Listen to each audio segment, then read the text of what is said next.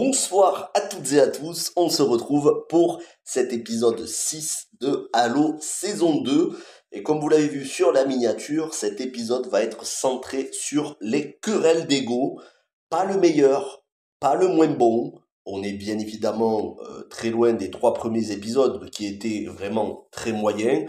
La série avait su se rattraper avec l'épisode 4 et 5.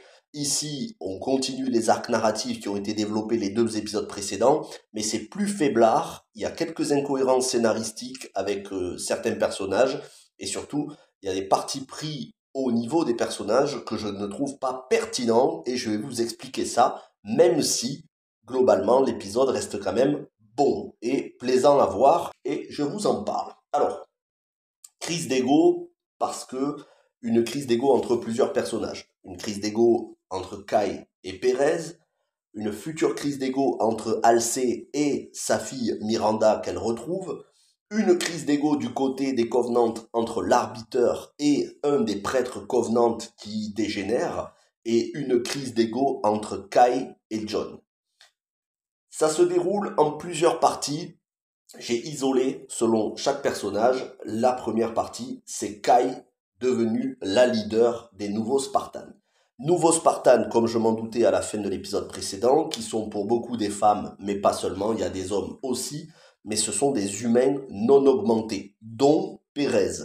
Je me doutais, comme je vous l'avais dit sur les précédents épisodes, que Perez aurait de l'importance dans cette saison. Elle devient donc une Spartane, mais pas une Spartane classique comme John et les autres. Elle a tout simplement une armure de Spartan, un entraînement de Spartan, mais un entraînement en simulation.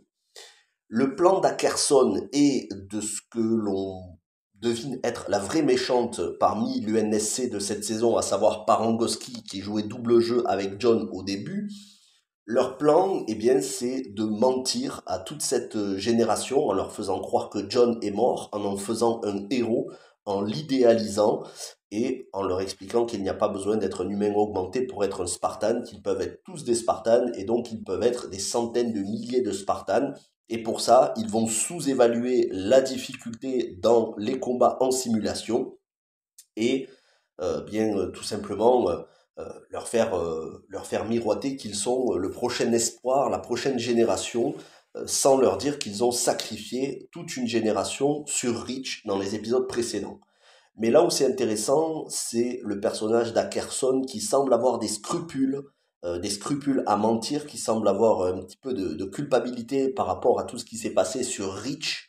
Et donc Parangoski, sa supérieure hiérarchique, ou son alter ego, mais elle a l'air d'être plutôt sa supérieure hiérarchique, lui dit que si il n'est pas croyant, il n'a pas besoin de s'encombrer de culpabilité.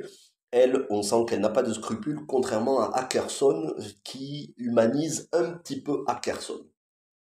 Kai, qui a manqué de confiance en John depuis le début de la saison, qui se laisse manipuler par Ackerson.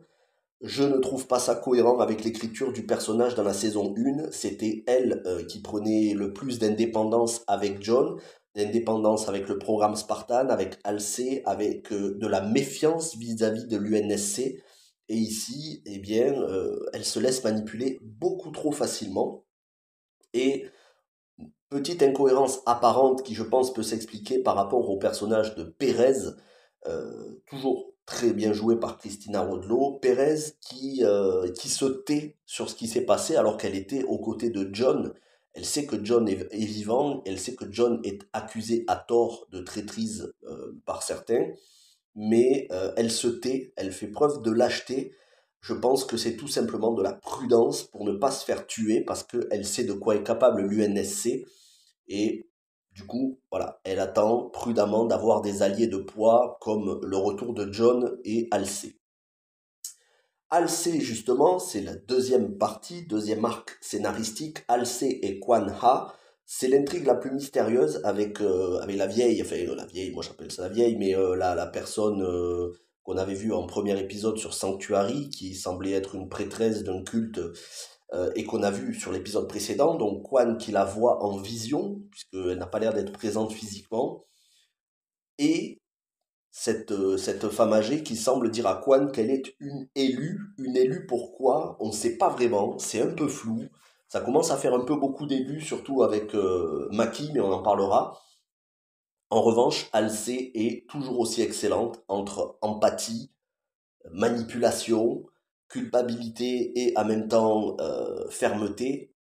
Natasha McKellon et son personnage de Dr. Halsey sont un des plus gros points forts de la série depuis le début.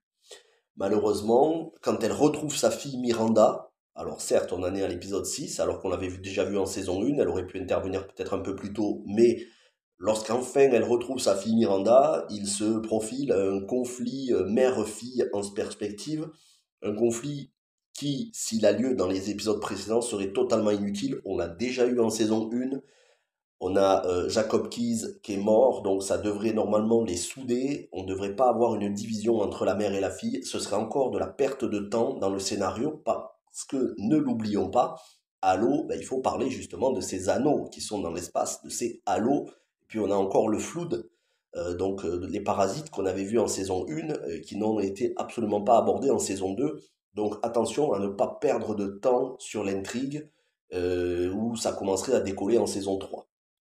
Là où c'est aussi une perte de temps, on ne sait pas trop où est-ce qu'ils veulent en venir, sur l'intrigue avec Soren et Lyra qui cherchent leur fils, ça n'avance pas. De toute façon, on les voit 3 minutes maximum dans l'épisode. Et enfin, avant-dernier arc scénaristique, je garde le plus problématique pour la fin. Avant-dernier arc, c'est Maki et les Covenants. Alors on ne sait toujours pas vraiment à quoi sert Maki dans cette saison 2, et surtout pourquoi l'arbiteur la protège autant. Mais, grâce à l'aide de Cortana, elle parvient à monter l'arbiteur contre les autres Covenants qui se battent entre eux. Donc c'est vers la fin de l'épisode. Et le lore sur les Halos est abordé. Ça reste pour l'instant embryonnaire, mais c'est prometteur. Là, on sent que dès qu'on touche à tout ce qui est les Covenants, le Halo, l'arbiteur, on se rapproche du lore du jeu. C'est très bien. Il va falloir quand même développer ça de manière beaucoup plus costaud et de beaucoup plus développée dans les prochains épisodes. Et enfin, pour moi, le gros problème de cet épisode, et c'est ce que je vous ai mis en miniature, querelle, conflit d'ego, crise d'ego, c'est entre Kai et John. Une querelle de la part de Kai totalement inutile qui met une dérouillée à John qui ne se défend pas exprès pour montrer sa bonne foi, pour montrer que non, il n'est pas un traître comme veut le faire croire Ackerson.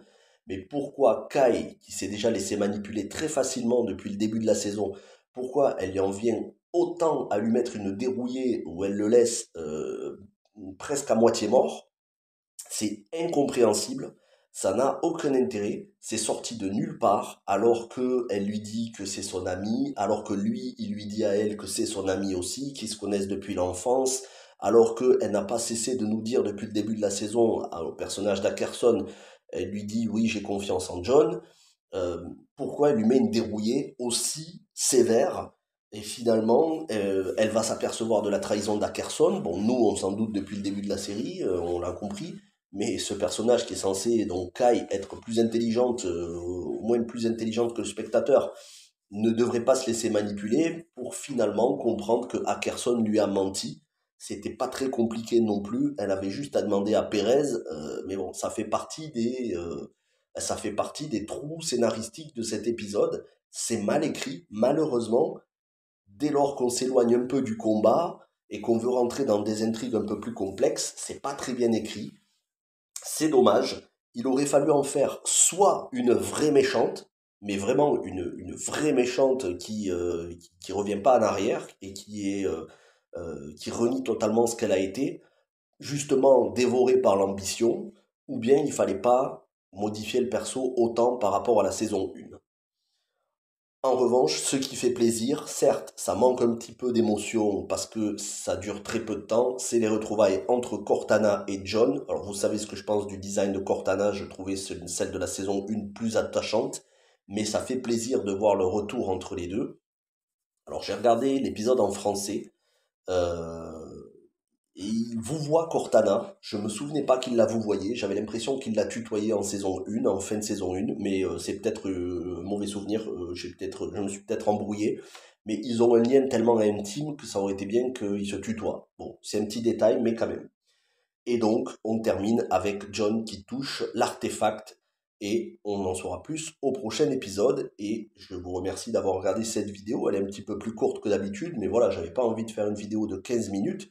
Dites-moi, vous, ce que vous en avez pensé. Alors que ce soit très clair, l'épisode globalement est très bon. Les scènes d'action, j'ai rien à redire.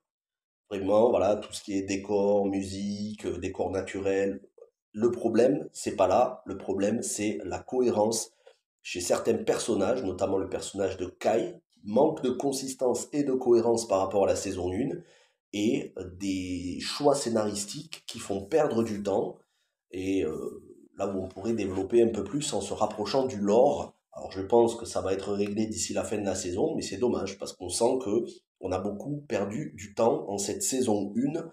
Euh, Moi j'ai vraiment envie qu'on parle des Covenants, du Flood, des Halo et de la mythologie des jeux. Voilà, même si je veux pas du copier-coller non plus. Merci à vous d'avoir regardé cette vidéo, passez un bon week-end, on se retrouve la semaine prochaine pour le prochain épisode et entre-temps il y aura ma critique de Dragon's Dogma, la série. Portez-vous bien et ciao tout le monde.